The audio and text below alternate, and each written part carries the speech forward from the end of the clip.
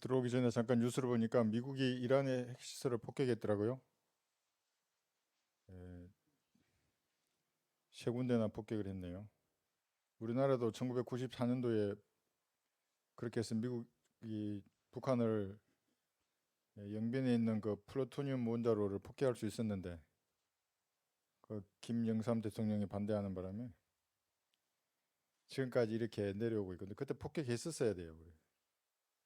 전쟁이 일어날 수가 없어요. 폭격하더라도 미국의 전력이 있기 때문에. 근데 지금은 이제 애매하죠. 지금 애매한데 지금 폭격할 수도 없어요. 지금 플루토늄이 아니라 그 우라늄 농축에 의해서 원심 분리기로 핵을 만들기 때문에 어디 있는지를 몰라요. 좀 지하에 숨어 있기 때문에.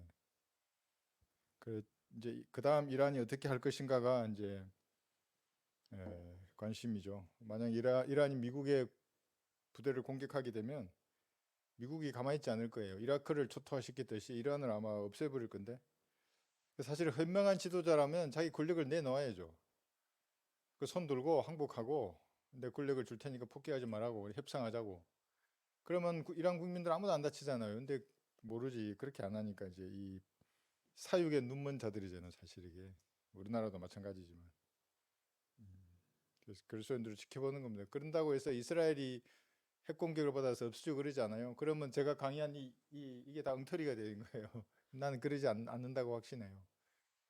만약에 이란이 공격하게 되면 이제 이란인가 근데 붕괴되면 무서운 게 뭐냐면 중국하고도 연결이 돼 있거든요.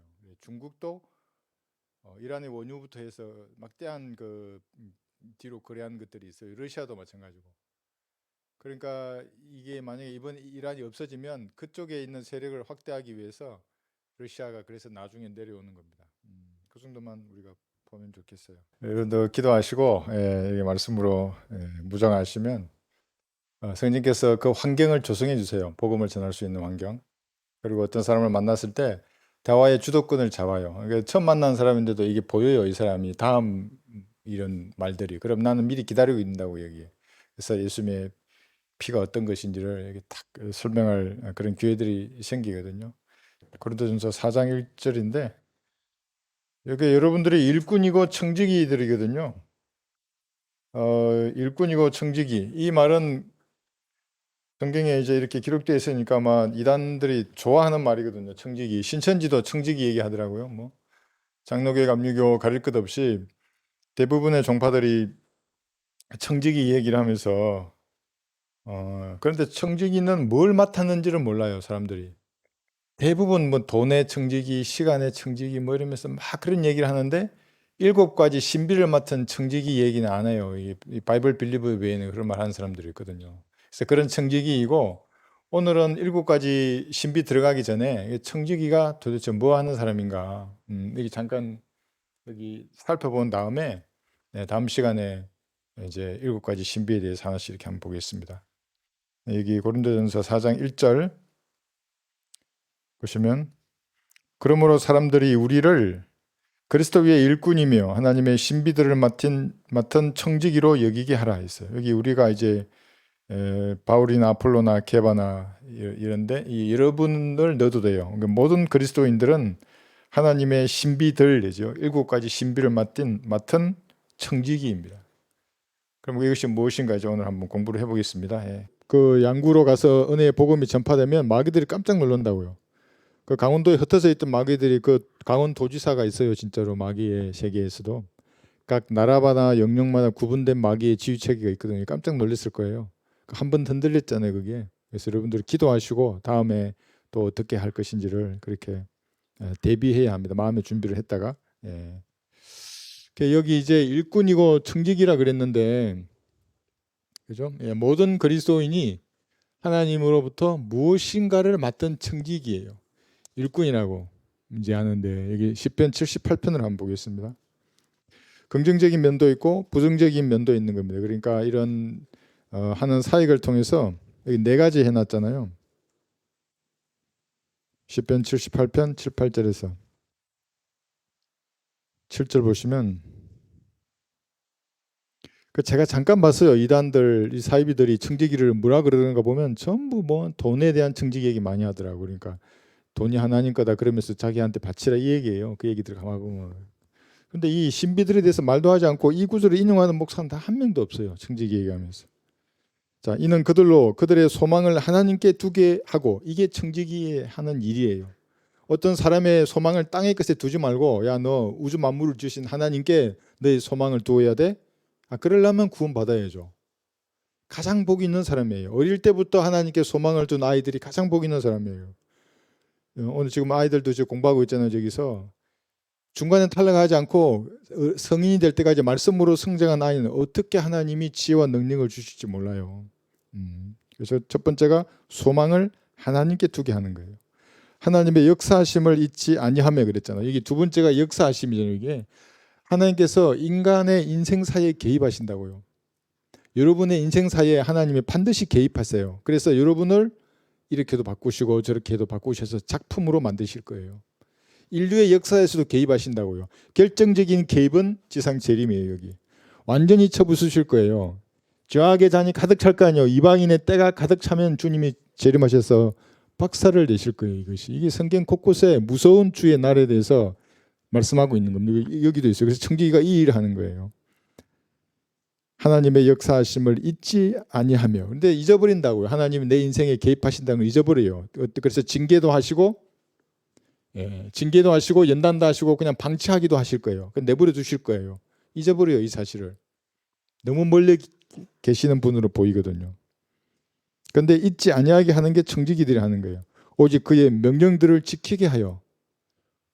청지기는 명령들을 지키게 하게 하는 거. 물론 자신도 지켜야 되지만 그걸 본을 보이고 주변 사람들에게도 하나님의 명령을 지키게 만든 거예요. 그래서 오늘 그걸 잠깐 볼 것이고 그 명령을 지킨다는 말의 의미가 뭔지 8절 보시면 보세요. 이제 그들의 조상들처럼 완고하고 거역한 세대 곧 그들의 마음이 정직하지 못하며 그들의 영이 하나님과 더불어 견고하지 못한 세대가 되지 않게 하려 함이라. 이게 무슨 말이에요? 사람들이 이 마귀가 자기 세상을 만들려고 그러니까 어떻게 교육으로 어릴 때부터 교육시키냐 하면 아까 우리 사모님 말씀하셨지만 아이들이 이상한 죄악에 물들게 만든다고. 이게 점치는 영에게 사로잡히기도 하지만 죄들에게 접목하면 될수록 어떻게 하냐면 물처럼 불안정해진다고요. 사람이. 이런 사람들이 복음을 전하면 복음도 그냥 지 마음대로 해석한다고요. 아무리 말을 해도 무슨 말인지 못 알아들어요. 이단이 오래 접하면 접할수록. 그래서 뭐냐면 이게 물가에 내놓은 아이들이에요. 이 사진이. 여러분이 사랑하는 아이들이 이 물가에 있다 생각해서 노심초사할 거 아니에요. 아이고 쟤가 고개 돌렸을 때 물에 빠지면 어떡하지? 저도 우리 아이들이 어릴 때 뭐 1살, 2살, 3살, 4살 어릴 때 물가 어디 가잖아요. 눈은 안 떼지. 어이구 잠깐 이 밤중에 애 물속에 빠지면 어떻게 돼요? 이게 못 올라오는데 어떻게 찾아요 그 애를?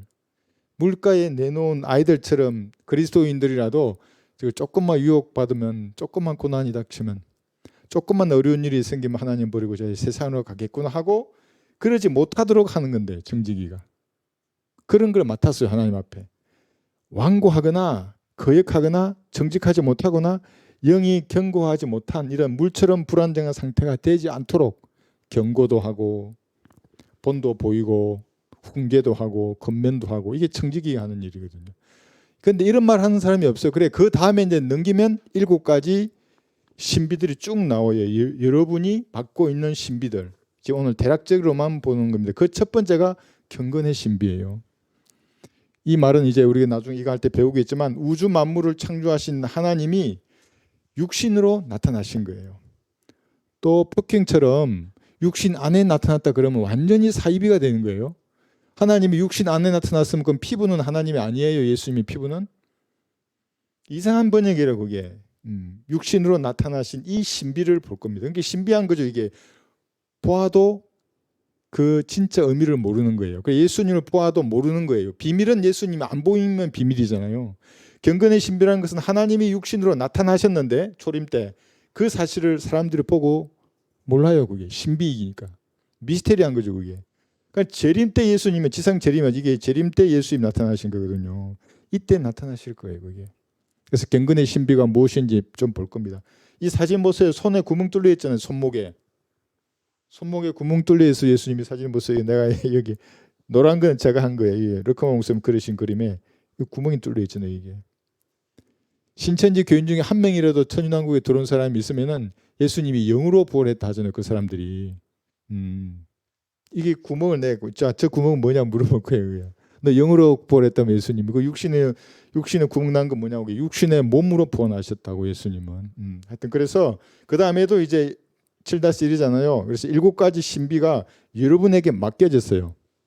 사실 여러분들은 전부 신비스러운 사람들, 그 신비를 가지고 있다고요. 쓸 수도 있고 안 쓸 수도 있어요. 이제 그런 것들을 쭉 한번 보겠습니다. 첫 번째, 소망이 하나님께 있어야 돼요.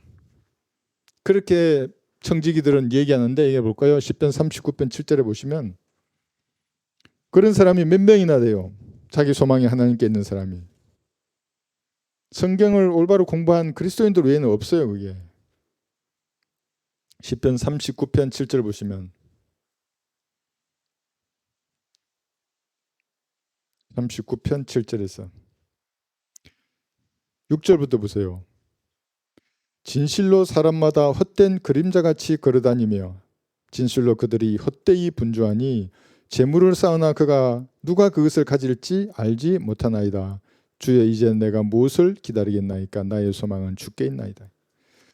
그래, 인생을 좀 살다 보면 알잖아요. 사람에게 소망을 두면 안 되는구나. 그런데도 노아의 때와 같이 인자의 날에도 이게 대환란 때에도 보면 시집가고 장가가는 거예요. 사람에게 소망을 둔다고요. 전부 다. 근데 성경은 뭐라 그래요? 사람에게 소망을 두면 잠언 25장 19절에 보면 부러진 이 탈굴된 발이라 그래요. 잠언 25장 19절.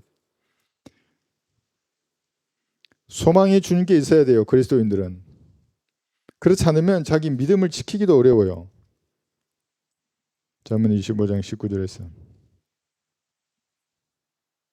고난의 때예요. 그리스도인들은 천년왕국 또는 휴구되기 이전까지 교회 시대를 살 때 역경의 날이에요. 고난의 때이고. 고난의 때에 신실하지 못한 사람을 신뢰하는 것은 마치 부르짖은 이와 탈굴된 발 같으리라. 신실하지 못한 사람을 신뢰하는 것보다 신실하신 주님을 신뢰하라는 거예요. 그래서 믿음이 충만하다는 말이는 신실하다는 말은 사람하고는 다르다고요. 사람은 이랬다가 환경이 바뀌면 또 저런다고요. 그래서 배신의 동물이라고 스스로 정의하잖아요. 사람을. 그러니까 사람이 좋다고 막 그러지 마요. 그러면 너 좀 그렇구나 이런 정도로만 하는 거예요. 거기에 빠져가지고 뭐 나도 좋나 이러면 시간 되면 어떻게 되겠어요. 마음을 잘 지켜야 한다. 근데 언제 그렇게 하냐면 주님과의 교제 가운데 있을 때 진짜로 그런 자세로 주님을 대해야 하는 겁니다. 예레미야 17장 5절에 보면 저주를 받으리라 그러잖아요. 이건 그냥 대놓고 말씀하신다고. 사람을 신뢰하지 말라고. 예레미야 17장 5절에서 주님만을 신뢰해서 믿음의 길을 걸어야 합니다. 예레미야 17장 5절. 그러면 그런 사람의 믿음의 기도는 다른 거예요. 제가 차 운전하면서 카니발 이번에 갈 때 주님 내가 만약 이걸 보내지 못하고 이걸 들고 오면 내가 얼마나 슬프겠습니까. 주님 보낼 수 있도록 하늘의 길을 열어주십시오. 이렇게 몇 분 그러잖아요. 이게 막 비가 팍 오면은 얼마나 간절해졌겠어요. 한번 생각해 보세요. 근데 제가 들어도 이 기도를 주님 들으시겠는데? 왜냐하면 그런 기도의 말이 나도 감동이 되는데 주님 얼마나 감동하실까 이거. 그래서 제가 할 때 이거 보낼 수 있겠구나 이런 마음이 들었어요. 예. 주님만을 신뢰하는 겁니다. 예레미야 17장 5절 보시면 주가 이같이 말하노라. 사람을 신뢰하는 사람과 육신을 그의 무기로 삼는 사람과 그의 마음이 주로부터 떠난 사람은 저주를 받으리라요. 이 말이 무슨 말인지를 잘 몰라요. 저도 과거에 목회하기 전에 교회에 앉아있을 때 존경하는 목사님이 이 구절을 계속 하셨거든요. 무슨 말인지는 몰랐어요. 사람을 신뢰한다는 무슨 말인가. 주님만을 신뢰한다. 이게 무슨 말이지? 한참 지나서 알았거든요. 그것이. 그래서 여러분의 소망을 하나님께 두어야 하는 겁니다. 재물에 소망을 두는 것도 마찬가지예요. 재물은 날아가요. 잠언 23장 5절에 보시면. 아직 안 날아갔으니까 뭐 재물에 소망을 둔다 그랬지만 때가 되면 날아가요. 하나님께 소망을 두지 않는 그리스도인이라면 의미 없어요. 그것이. 그래서 잠언 23장 5절에서 그래서 주님은 이런 것에 소망을 두지 말라고 청지기들에게 이런 걸 신비들을 나중에 7가지 신비를 통해서 가르치는 거예요. 그들에게 네 소망을 하나님께 두어야 한다. 이렇게 잠언 23장 5절에서 내 눈을 허무한 것에 주목하려느냐? 재물은 반드시 스스로 날개를 만들어 하늘을 향하여 독수리처럼 날아가리라요. 근데 어떤 악인들, 구원받지 않은 사람들을 보면 죽는 순간까지 재물을 움켜잡고 웃으면서 죽는 사람도 있어요. 근데 여러분 한번 생각해 보세요. 한 달 뒤면 그 아기들 누가 기억하겠어요? 그 사람 죽고 나면 그 사람의 누운 자리마저도 그를 모른다고 할 거예요. 그러니까 그런 의미에서 이거는 의미 없는 거죠. 예, 그런 것이. 그래서 소망을 하나님께 두어야 하는 겁니다. 그런데 여기 있어요. 의로운 자의 소망이 즐거움이라 그랬잖아요.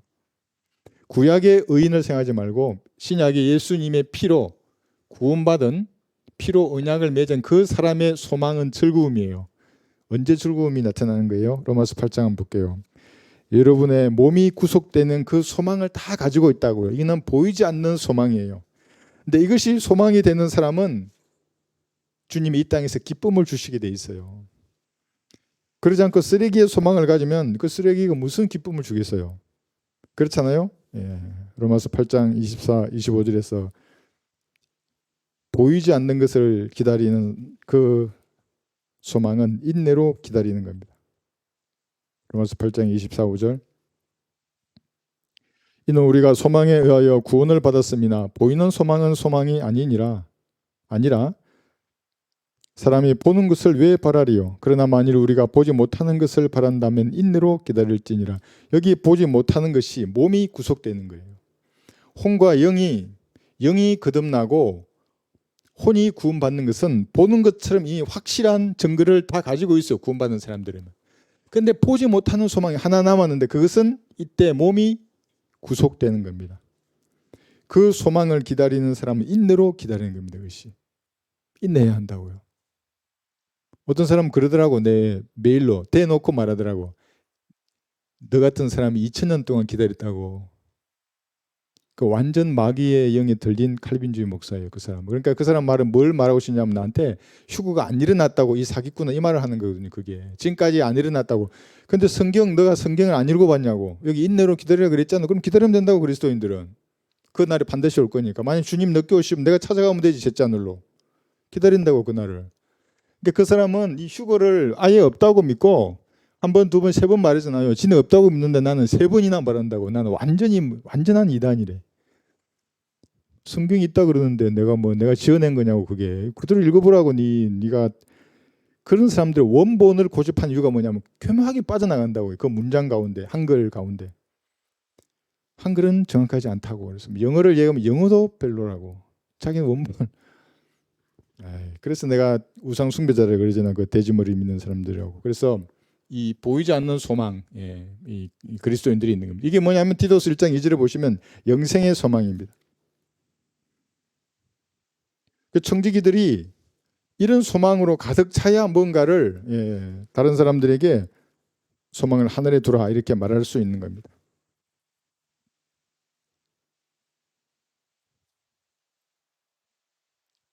디도서 1장 2절 보시면 영생의 소망 안에서 주어진 것으로 이 영생의 소망은 거짓말할 수 없는 하나님께서 세상이 시작되기 이전에 약속하셨다가 여러분 이 영생의 소망을 가지고 있어요. 지난번에 우리 공부할 때 하나님이 언제 여러분을 아셨을까? 그럼 세상의 기초가 놓이기 이전에 생각하셨다 그랬잖아요. 그 영원한 때를 한번 생각해 봐요. 우주가 물속에 멸망당했을 그때인가? 아니면 창세기 1장 1절의 그 찬란한 우주일 때 미리 생각했었을까? 아니면 구원받은 여러분들이 영원한 생명을 얻는 것을 그리고 영원히 영혼 속에 사실 것을 이때 주님은 아셨지 않았을까? 전지하신 분이니까. 성경에는 없지만 저는 그렇게 생각해요. 모든 것을 다 아신다고요. 영원 전부터 영원 이후의 어느 그 순간 날까지 주님은 다 아시는 것이거든요. 세상이 시작되기 이전에 약속하시는 거예요. 그래서 지금 이 세대적 진리에 의해서 말씀드리는 이 진리들이 거짓말할 수는 하나님께서 기록된 말씀으로 약속하신 거예요. 이 말의 의미는 뭐냐면 하나님도 그랬잖아요. 이 기록된 성경에 자신의 전능하심을 복종시킨다고요. 성경대로 운행하시는 거예요, 하나님이. 근데 그렇지 않고 나는 전능하니까 성경 기록이 이렇게 돼 있더라도 내 마음대로 야 온다 그랬는데 야 안 올란다 그냥 너희들끼리 살아라 그러지 않으신다고요. 그러면 불의한 하나님이 되잖아요. 의로우시기 때문에 성경대로 이렇게 역사를 운행해 가신다고요. 그리고 미리 다 기록해 놓고 마귀의 세력들에게 너희들이 자신 있으면 이 기록을 한번 바꿔봐라. 나는 때가 되면 나의 신부들을 데리고 올라갈 거고 이 땅에 너희들이 세상을 줄 거야. 끝낼 건데 얘들은 끝 안 내고 계속 하려고 할 거 아니에요. 한번 해봐라. 그런 거예요, 예수님이. 미리 기록된 이런 역사입니다. 거짓말할 수 없는 하나님께서 그래서 이렇게 기록해 두신 것입니다. 자, 그래서 소망을 하나님께 두어야 합니다. 골로새서 1장 5절에 보시면 소망을 하늘에 둔다는 말이 무슨 말이냐면 하늘에 있는 썩지 않는 유업들이 있어요. 골로새서 1장 5절에서 이건 베드로전서 1장 4절에도 나와 있는 거예요. 그렇죠? 골로새서 1장 5절부터 먼저 보면 너희를 위하여 하늘에 쌓여 있는 소망 때문이니 이 소망은 너희가 전에 복음의 진리의 말씀 안에서 들은 바라. 여러분을 위한 여기 그리스도 심판석에서 받을 거 아니에요. 멸류관을 받을 것이고 여러분의 행위를 구원받은 이후의 행위를 의로 옷 입잖아요. 그죠? 그것도 쌓여 있고 통치권도 있어요. 거기에 있잖아요. 그죠? 이 실제로 통치권도 누릴 것이고 여러분의 집도 하늘에 있고 영원 세계에서는 이때 받은 유업을 아마 천년왕국을 통해서 영원히 이어질 거예요. 다 위에 있어요. 소망이 땅에 있는 것이 아니라. 그래서 청지기들에게 처음 말하는 것이 이거예요. 여러분의 소망도 하나님께 두고 그리스도인들 고민할 때에도 또는 죄인들에게 말할 때도 야, 이 땅에 있는 건 때가 되면 다 썩지 않느냐. 재물을 쌓으나 그것을 누가 가질지 알 수 없지 않느냐. 내 소망을 하나님께 두어라. 그렇게 이제 우리가 근면할 수 있는 겁니다. 청지기이기 때문에. 그 다음에 하나님의 역사하심이에요. 하나님이 개인의 삶에도 개입하셔서 역사하세요. 이 우리 지구나 우주의 역사에서도 주께서 친히 개입하시지만 예? 이사야 28장 29절에 보시면 그분의 역사하심은 탁월하세요. 이사야 28장 29절에서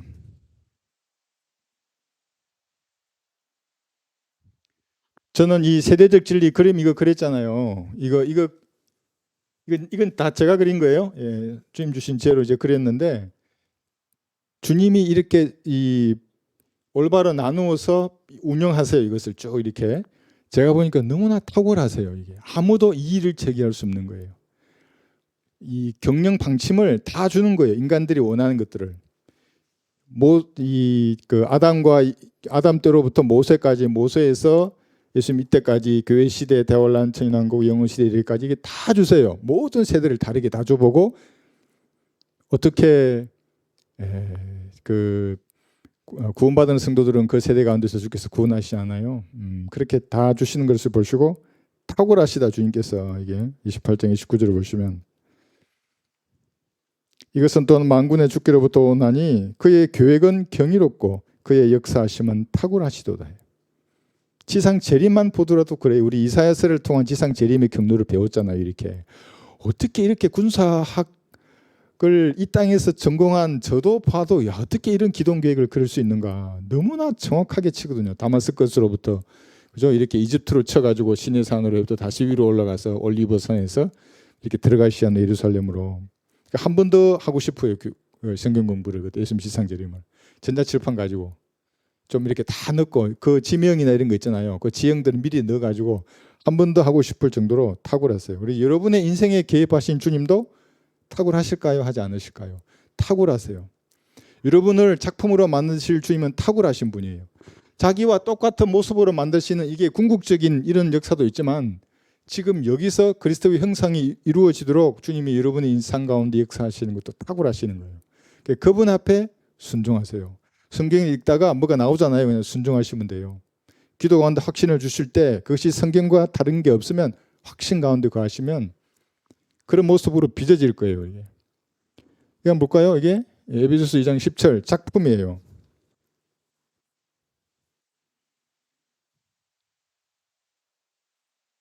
에베소서 2장 7절을 보시면 그 작품은 휴거 때에 완성이 될 거예요. 그러나 이 땅에서도 매일매일 주께서 여러분들을 다루실 것입니다. 에베소서 2장 10절이에요. 우리는 그분의 작품이니 그리스도 예수 안에서 선한 일들을 위하여 창조되었느니라. 이 일들은 하나님께서 미리 정하시어 우리로 그것들 가운데서 행하게 하려 하신 것이라. 자신의 작품을 주님이 포기하지 않고 연단시킬 거예요. 이게죠. 작품이다 그랬죠. 연단시키시고 작품이니까 그럼 징계하시는 거예요. 징계. 그리고 방치하기도 하시는 거예요. 그래서 우리가 도자기를 만들다가 결국엔 깨버리잖아요. 이렇게 끝까지 연단을 거부하는 사람들은 약하거나 병들거나 먼저 데려가시는 겁니다. 그 중에서 우리가 좀 봐야 될 게 이거예요. 징계하지 않는 아들이 있느냐 이러시면서 주님이 개입하시고 역사하시겠다고 개인의 인생 가운데 분명히 말씀하셨어요. 히브리서 12장 7절에서. 그래서 구원받은 자녀들이면 이제 주님께서 친히 다루실 것입니다. 이 역사하심을 잊으면 안 돼요. 아, 주님이 나를 다루시는구나. 히브리서 12장 7절에서.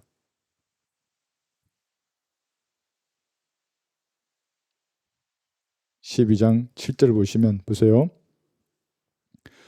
이제 묻고 있어요. 이게 너희가 징계를 견디어내면 하나님께서는 너희를 아들들로 대우하실 것이니 아버지가 징계하지 않는 아들이 어디 있느냐? 이 물었어요.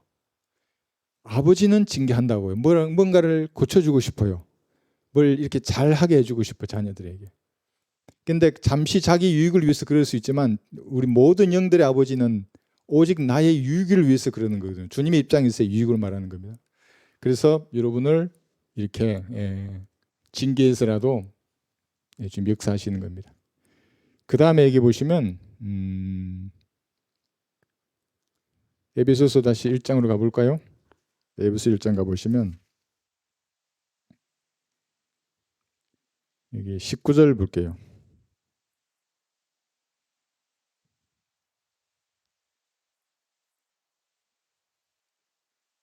하나님의 역사, 그러니까 하나님께서 우주 만물을 운영하시는 이 모습을 한번 생각해 보시고 세대적 진리를 한번 생각해 보세요. 에베소서 1장 19절에서 또 그의 강력한 능력의 역사하심을 따라 믿는 우리에게 행하신 그의 능력의 지극히 위대하심이 어떤 것인가를 너희로 알게 하시기를 원하노라.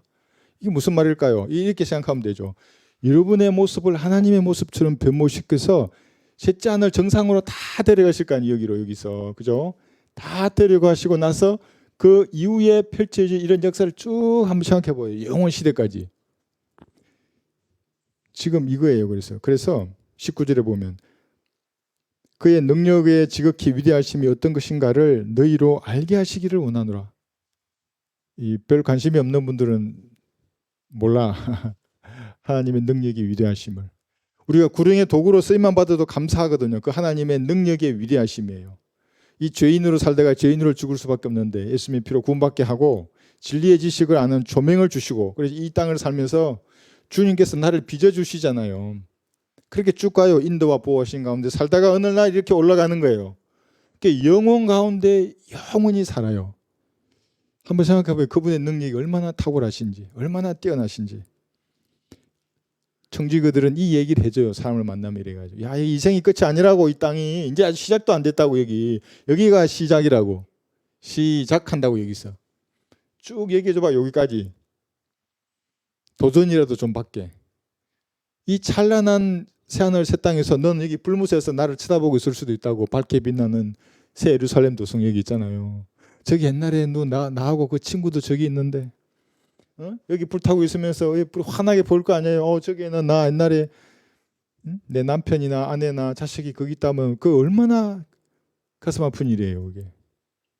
그런 얘기를 좀 해줘요. 예, 그래서 여기만 땅만 보고 살다가 갑자기 좀 놀라게. 이것도 놀라겠지만 이것도 놀라겠죠. 이것도 놀랄 거 아니에요. 여기는 엄청 질투할지도 몰라. 야, 나만 좋은 데 있고 너 이런 데 있으면 내 마음이 안 편할 거 아니야. 너도 여기 와야지. 간단하다고. 지금 믿으면 된다고. 갈보리의 피를 너를 위해 상하신 분이라고. 자기 자신을 제물로 내어주신 분이라고. 그 사랑의 하나님이라고 믿으라고. 이렇게 해서 그래서 그 역사하심 이래 있습니다. 그 다음에 명령을 지키게 하는 겁니다. 여기 우리 아까 읽었죠. 청지기가 지금 무슨 일을 하는지 우리가 보고 있는 겁니다. 시편 119편 보시면 제가 헌신할 때 이 말씀이 확 다가왔어요. 왜냐하면 제가 군인이었기 때문에 명령을 수령한다는 그 말의 그 엄중함을 내가 알거든요. 왜냐하면 그 자기 전부를 그래야 돼요. 그 명령을 수령하고 내가 복명하고 또 그걸 수명하는 그런 것들이. 시편 119편 한번 보세요. 119편 7절부터 보시면 주의 명령들은 여러분 성경을 말하는 겁니다. 119편 7절에서 내가 주의 어려운 명령들을 배울 때 정직한 마음으로 주를 찬양하리이다요. 보세요. 명령들을 배울 때 그 말의 의미가 이 바른 말씀으로 이 하나님께서 어떻게 우주 역사를 운영하신다고 하는 이 세대적 진리를 알면 자유가 생겨요. 찬양을 드려도 이 가사가 무슨 말인지를 아니까 은혜가 배가 돼요. 진짜 찬양하게 된다고요. 근데 이거 공부하지 않고 고개를 땅만 쳐박고 살면서 예루살렘 찬란한 그곡 그럼 속으로 아유 뭔 소리 하고 있어 지금. 이 땅의 것이 너무나 반짝거리는데 예루살렘의 불빛이 보일 리가 없지 그 사람에게는. 표정에서 그냥 읽혀줘요. 나도 그런 사람 눈 마주치면 빨리 돌린다고요. 여러분이라는 게 아니고 그 세상 제도화된 교인들이 막 새 예루살렘 찬양하는 거 있잖아요. 막 디스코 음악에 맞춰가지고 뭐 새 예루살렘 이런 뭐 너무 싫어요. 그게 아니거든요. 그 사람들은 모르는데 어떻게 새 예루살렘 찬양할 수 있겠어요. 그래서 이 구절에서도 배울 때에 정직한 마음으로 진짜로 찬양하게 되는 것입니다. 그 다음에 여기 20절 보시면 주의 명령들을 항상 사모함으로 내 혼이 상하나이다. 한글로 보존된 명령들이 이것이. 군사들에게 명령들을 본다는 게 그게 어디예요? 그러면 내 좌표로 이럴더라도 바로 찾는다고. 아, 주의 명령이 이것이지. 근데 명령서를 잃어버려요, 군사들. 그럼 패잔병 되는 거예요. 뭐 해야 될지를 모르는데 막 포를 쏘고 뭐 부대를 배치해야 되는데 자기 임무를 모르는데 그걸 어떻게 하겠어요? 그래 명령들이 그렇게 중요한 겁니다. 성경이 여러분의 명령들이에요. 한글에 한다고요? 나한테 전화 주는 그 영킹주의자처럼 예? 우리 한글 킹제임스 성경도 쓰고 자기 마음에 들지 않는 부분은 이 단어를 바꾸는 거예요. 그럼 자기 돼지 머리 같은 자기 지성을 숭배한 우상 숭배자라고요. 그 인간은. 그러니까 내거 시의 전쟁이나 듣고 뭐 이러면서 조금 도전을 받았겠지. 지가 하는 세대적 진리를 가지고 책이나 써내고. 주님 앞에는 버림받은 사람들이에요. 그 사람들이. 연락하지 마세요. 난 그 전화 안 받으니까 그런 사람 전화 오면. 30절 보시면 이거예요. 이 구절이 여러분 모두에게도 하나님의 명령으로 이렇게 다가섰으면 좋겠습니다. 119편 30절 보시면 내가 진리의 길을 택하였으며 주의 명령들을 내 앞에 두었나이다. 여러분 이제 이 성경들을 믿고 실행하자고 이렇게 스스로 선택했죠. 이게 헌신한 거거든요. 주님 위해 살겠다고. 그랬으면 주의 명령들을 여러분 앞에 두었다고 생각해야 한다고요. 이거 펼칠 때 명령들이 주의 명령들. 군인이 명령을 수령했어요. 서면 명령을 수령하면 진짜 엄숙하다고. 지가 하는 자기 전체를 걸고 그걸 빨리 분석해야 돼요. 그럼 내 명시된 과업이 무엇이고 추정된 과업이 무엇이고 뭘 해야 될지 하나하나 토시 하나 이렇게 하면서 해야 한다고요. 그래놓고 참모 토의를 해서 빨리 확정해서 상급에 보고해야 된다고 이게. 그러니까 시간 다툼이 그걸 평가도 해 그거를. 그렇듯이 성경을 대할 때 영적 전쟁을 나가기 전에 이 명령서를 펴두고 자신을 점검하고 바로잡고 해야 하는 것입니다. 명령을 지키게 하는 것이 청지기의 일입니다. 여기 이 한글로 된 이 그림 이 밑에 보면 뭐라고 되어 있냐면 예수님을 내 죄를 용서하신 나의 죄, 나의 구주로 내 마음 속으로 내 몸 안으로 영접한 것이 그리스도인들이거든요. 다 나잖아요. 나 세상이에요. 세상이 구세주가 아니고 나의 구주여야 한다고요. 구원받으려고 그러면. 내 죄를 위해서 십자가에 못 박히신 나의 구주예요. 그것을 내 몸 안에 들어오시도록 내가 예수님을 구주로 영접한 이 일에 하나라도 뭐 어떤 가정에서 잘못됐다 그러면 구원받은 사람이 아니에요. 뭐 어떤 과정이 잘못됐다 그러면. 마찬가지로 여기 나와 있는 성경에 대한 태도가 뭐냐면 여러분의 고뇌가 한글로 했잖아요. 이 자리에 모이신 분들 전부 다. 중고등학교도 고뇌 안 했어요. 별 보고 저도 많이 고뇌했어요. 막 생각하고 뭐 그때 구원받기 전이니까 뭐 시인이든 철학자든 막 책 보고 그러잖아요. 막 쓰고도 하고 이런 것들. 그 고뇌 가운데 대학교 가도 마찬가지고 그런 것들이 여기 이 한글로 묻어나 있기 때문에 여기에 권위를 가진다고 이 한글이. 그러지 않아요? 영어가 권위 있는 분 있나요 여기 혹시? 그렇더라도 한국 사람이면 한글에 권위를 둬야 한다고요. 저기 영어 전공한 윤자매도 한글에 권위를 두잖아요. 영어를 가지고 내세우면 그런 아니지 거기는 영킹주의자가 되는 거예요 그러면. 그래서 여러분의 고뇌와 또 여러분의 어떤 회환이라든지 여러분의 영적인 양식은 한글로 된 성경이어야 하는 겁니다. 그렇잖아요, 그죠? 영어나 헬라어로 달려가는 인간들은 여러분을 그걸 가지고 사기치려고 폼 잡는 사람들이에요. 자기는 이 단어가 좋대. 그러면 네가 스크립처를 만들어내 보라고. 그게 옳다고 생각하면 그럼 내가 판단할 테니까. 그런데 그건 자신이 없으니까 내는 사람이 없어요. 간혹 꺼내는 인간들 보면 말도 안 되게 해서 비둘기들 뭐 비둘기를 그녀라고 해놓고, 예? 막 영어식으로 한글을 완전 쓰레기로 만들어놨다고, 성경을. 그걸 하나님이 호흡을 불어넣은 책이라고 사람들 앞에 내놓을 수 있는 거예요, 그런 거를. 예. 그래서 여러분들은 한글 킹제임스 성경을 좀 이것을 주님의 명령으로 받아들여야 되고, 청지기도 마찬가지예요. 지금까지 제가 드렸던 이 말씀들은 모두 말씀을 올바로 나누어 공부했기 때문에 가능한 거예요. 그러지 못하면 일꾼이나 청지기가 불가능한 거예요. 그러면 신천지에서 말한 청지기, 그 성경적이에요, 성경적이지 않아요? 이 나누지를 못하는데 무슨 소망을 알겠어요? 이 소망을 어떻게 알겠어요? 그렇지 않아요? 이 소망을 어떻게 알겠어요? 나누질 않는데. 불가능한 거예요. 이거 칼이에요, 칼. 나눈다는 말의 의미가 칼처럼 세대별로 교리와 교훈이 다르다는 말이거든요. 은혜를 나눈다, 쉐어한다가 아니에요. 세대별로 나누어야 한다고 있어요. 청지기입니다. 일꾼이고 그런 것들이. 마지막에는 물처럼 불안정한 사람들이 되지 않게 하는 거예요, 청지기가. 이게 볼까요? 예, 창세기 49장 3절은 루벤이에요.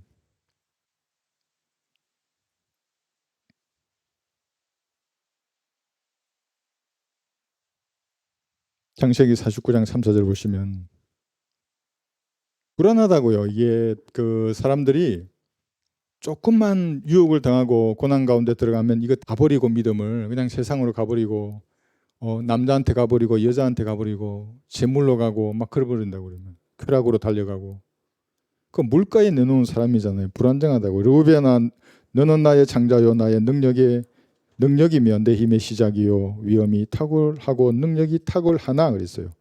물처럼 불안정해서 너는 탁월하지 못하리니 이는 내가 아비의 침상에 올라가서 그것을 더럽혔습니다.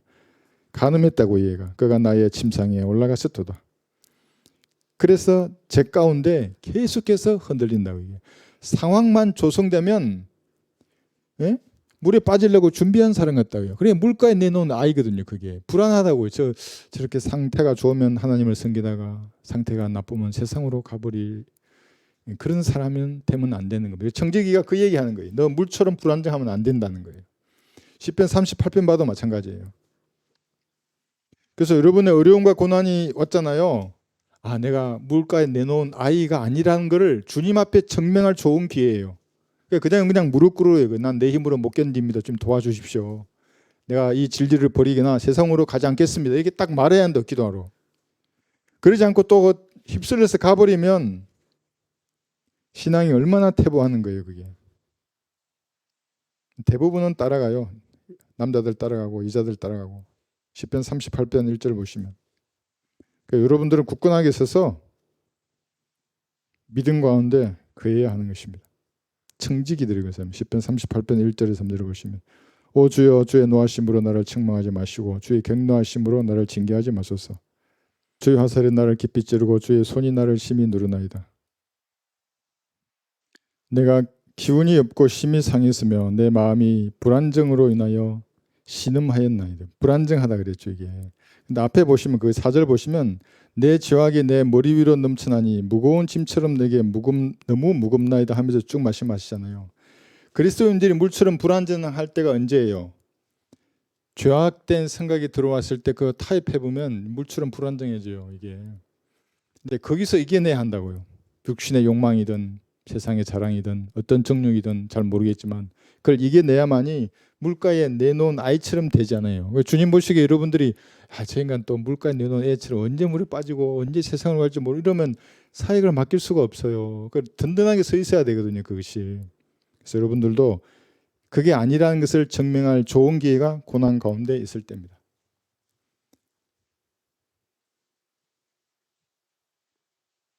그래서 이번에 이것이 이제 7가지 신비 중에 첫 번째 신비인 경건의 신비를 간략히 설명해 놓았어요. 이 경건의 이 7가지 신비는 믿음의 신비라고도 하고 신비 속에 있는 하나님의 지혜라고도 해요. 7가지 신비. 근데 그 중에 하나가 이제 경건의 신비입니다. 경건의 신비는 성경 구절은 다음 시간에 한번 찾아보고요. 하나님은 신명기 6장 4절의 말씀에 따라 한 분 하나님이에요.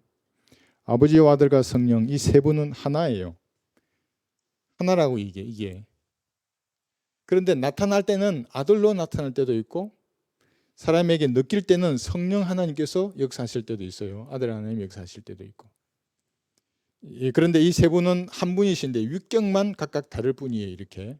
그럼 예수님이 뭐예요? 예수님은 독생자라 그러잖아요. 하나님께서 육신으로 나타나신 유일하신 분인데 이것을 더 쉽게 말하면 하나님의 형상이라 그래요. 그래서 유대인들이 돌로 쳐서 죽이려고 했던 게 하나님은 영이신데 형상이 없는데 예수님이 나와 아버지는 하나라 그려버리셨어요. 하나님도 한 분인데 예수님이 나오죠. 나와 아버지는 하나라 그러고 아브라함 있기 전부터 나는 있었느니라가 아니라 나는 있느니라 그래요. 현재 시제를 쓴다고요. 그러니까 과거에도 있고 지금도 있고 미래에도 있는 그분, 지가 천지 그런 분인가? 무소부지한 사람인가? 유대인 입장에서는 창세기 1장 1절에 엘로힘인데 하나님은 사람이 그렇다 그러니까 독생자가 뭔지를 모르니까 돌로 쳐서 죽이려고 하는 것이거든요. 그래서 첫 번째 신비가 뭐냐면 육신으로 나타나신 하나님이에요. 디모데전서 2장 5절을 보시면 하나님은 한 분이시오. 그렇죠? 세 분이 아니에요. 한 분이시오. 하나님과 사람 사이에 중보자도 한 분이시니 곧 사람이신 그리스도 예수시라 했어요. 사람이니까 사람의 손을 잡을 수 있잖아요. 그죠? 사람의 손을 잡을 수 있어요. 하나님이시니까 하나님과 손을 잡을 수 있는 거예요. 그래서 이게 중보가 되거든요. 이렇게. 근데 사람만 그러면 어떻게 하나님의 손을 어떻게 잡아요? 그죠? 완전한 하나님이면서 동시에 사람이에요. 이것도 신비죠, 이게. 그래서 여기 보면 동정녀 탄생이 그래서 신비가 되거든요. 신비예요. 그래서 경건의 신비로 해서 7가지 신비가 이제 공부할 텐데 다음 시간에는 두 번째부터 이렇게 쭉 공부할 거예요. 7가지 신비가 무엇인지 공부하겠습니다. 오늘 여기까지 공부하겠습니다.